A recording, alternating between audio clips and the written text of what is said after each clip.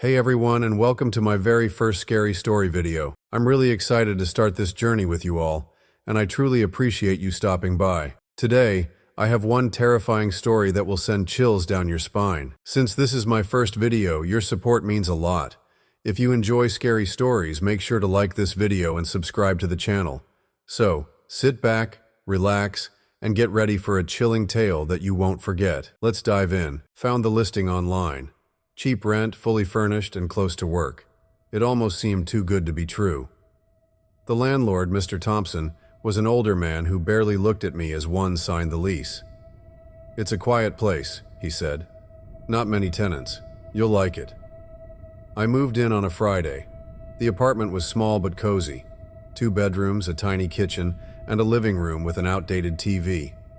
By Saturday morning, I'd already met her. Her name was Emily. She was sitting on the couch when I woke up, sipping coffee and flipping through a magazine. "Morning," she said, smiling. "You must be the new tenant." She seemed nice, friendly, but not overbearing. We talked a little, nothing too personal. She told me she'd been living there a while and that the landlord rarely checked in. We fell into an easy routine, coffee in the mornings, TV in the evenings. It felt like one had lucked out with a great roommate. Until I mentioned her to the landlord. It was a week later. He had stopped by to drop off some paperwork and asked if everything was all right. Casually brought her up, saying how nice it was to have a good roommate.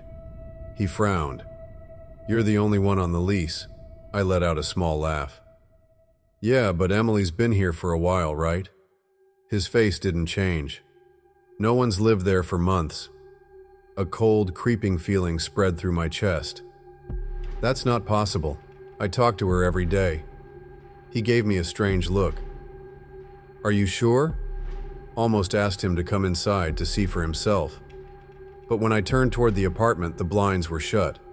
The living room light was off. I suddenly felt foolish. "Never mind," I muttered. "Must have misunderstood." He nodded slowly, then left. I locked the door behind him and turned to the couch. Emily wasn't there, but her coffee cup was. Half full, steam still rising, spent the rest of the afternoon convincing myself that I wasn't crazy. There had to be an explanation. Maybe she wasn't on the lease but still lived here. Maybe she was a former tenant who never really left. Or maybe Mr. Thompson was just forgetful. That night I sat on the couch waiting for her to come back. The apartment was silent, the air thick with something I couldn't quite name. I checked my phone, scrolling mindlessly, trying to distract myself. Then the bathroom door creaked open. Jumped. Emily stepped out, rubbing her hands on a towel. "You okay?" she asked. I hesitated. "Where were you earlier?"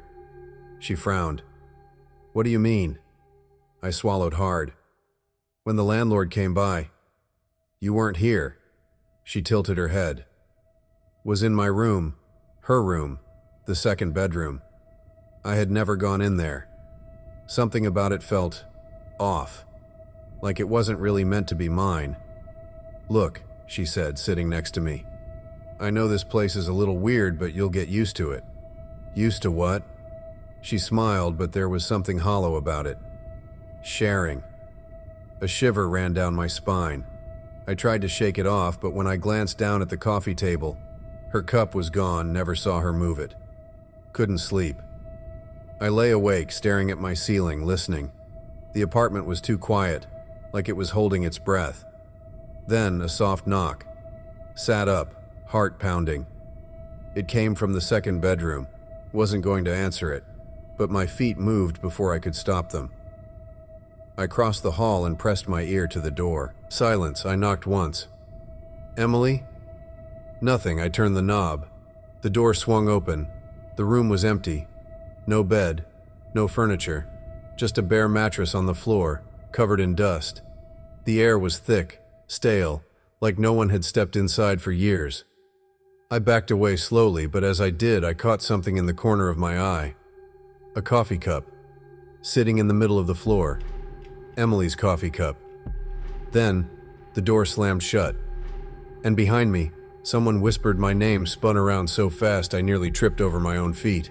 My back hit the door as pressed myself against it, heart hammering against my ribs. The room was empty, but I wasn't alone. I could feel it, something just beyond my line of sight. The air was thick, heavy with a presence I couldn't explain. My breathing came fast and shallow as I reached for the doorknob behind me. My fingers fumbled, slipping against the cold metal. Then, the whisper came again, right next to my ear. "Why did you open the door?" I shoved my way out of the room, slamming the door behind me. My hands trembled as I locked it, as if that could somehow keep whatever was inside from getting out. I stumbled back into the living room, gasping for air. My gaze landed on the couch, on the spot where Emily always sat. It was empty now, but the impression of her body was still there, like someone had been sitting only moments ago. Turned on every light in the apartment. Then, I did the one thing I had been avoiding since the landlord's visit. I grabbed my phone and started searching. There wasn't much.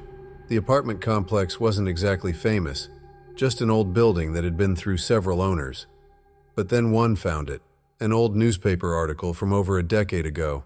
A woman had died here. Her name was Emily. I stared at the screen, my stomach twisting into knots.